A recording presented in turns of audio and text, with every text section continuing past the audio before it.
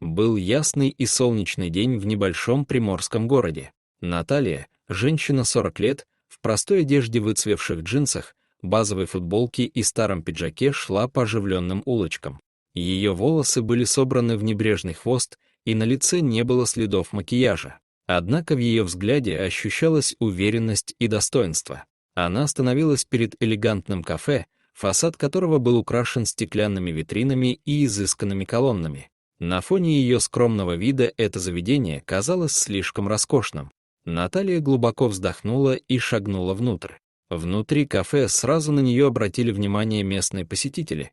Одетые в дорогие костюмы и платья, косились в ее сторону.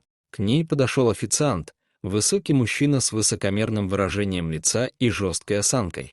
«Могу чем-то помочь, мэм?» — с оттенком презрения спросил он. «Добрый день, я бы хотела столик». «Я жду своего мужа для важного обеда», — вежливо ответила Наталья. Официант осмотрел ее с головы до ног. «Извините, все столики забронированы», — сухо сказал он. «Но я вижу свободное место», — заметила Наталья, оглядевшись. «Эти столы зарезервированы для клиентов с бронью», — резко перебил он ее.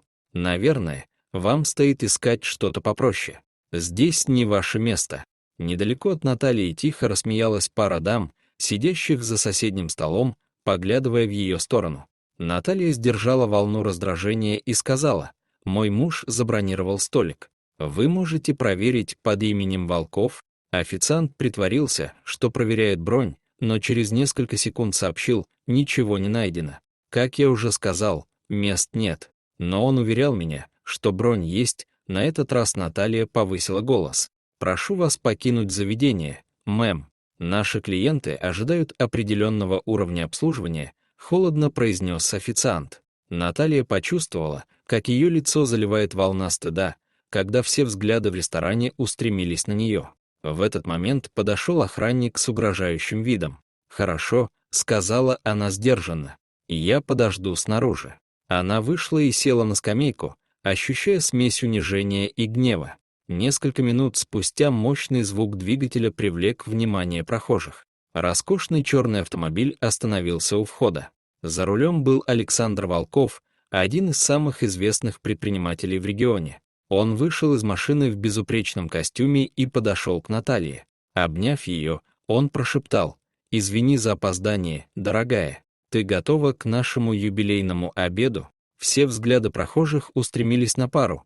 Он в идеальном костюме, она в простой и скромной одежде. Александр взял Наталью за руку, и они направились к входу в кафе. Официант, заметив их, побледнел и поспешил к двери, поправляя галстук. «Сэр Волков, как рад вас видеть», — произнес он с натянутой улыбкой. Александр, не обращая внимания на его смущение, холодно сказал: «Полагаю, моя жена уже была здесь сегодня». Официант замялся. Да, конечно, все в порядке. Ваш столик лучший, как всегда». Наталья сжала руку мужа, прося его не продолжать разговор. Александр продолжил: «Моя жена занимается благотворительностью и работает над социальными проектами, помогающими многим семьям. Мы отмечаем нашу годовщину, и она пришла сюда прямо с работы. Очевидно, произошла ошибка». Менеджер ресторана поспешил подойти и, узнав Александра, извинился: «Простите за недоразумение, мы с удовольствием обслужим вас за счет заведения». Александр ответил сдержанно: «Я надеюсь, что больше не будет случаев, когда людей оценивают по внешнему виду. Наталья выбрала это место для нашего праздника, но, как вы видите, ошиблись в оценке». Наталья с улыбкой коснулась руки мужа: «Давай лучше пойдем в другое место. Это не то, что мы хотим для нашего вечера». Они покинули кафе, а Александр кивнул и добавил: «Люди должны понять, что ценность человека не в том, что он носит». Позже, во время ужина в другом месте, более уютном и простом, Александр рассказал Наталье, что купил заброшенный участок рядом с общественным центром, который они давно планировали для расширения своего социального проекта. Наталья была тронута до слез. «Это изменит жизни людей», — сказала она, сжав руку мужа. Тем временем видеозапись их инцидента в ресторане стала вирусной в соцсетях, а люди начали поддерживать их действия. Все это привело к неожиданным результатам, от новых пожертвований для их проектов до партнерства с другими организациями. Александр и Наталья вместе с Антонио, владельцем ресторана, в котором они ужинали, начали расширять свою работу. Антонио предложил им помощь в организации кулинарных курсов для нуждающихся. Вскоре к ним присоединилась Юлия, официантка из ресторана, где Наталья столкнулась с унижением, и теперь она помогала в их социальных проектах. На этом их путь не закончился.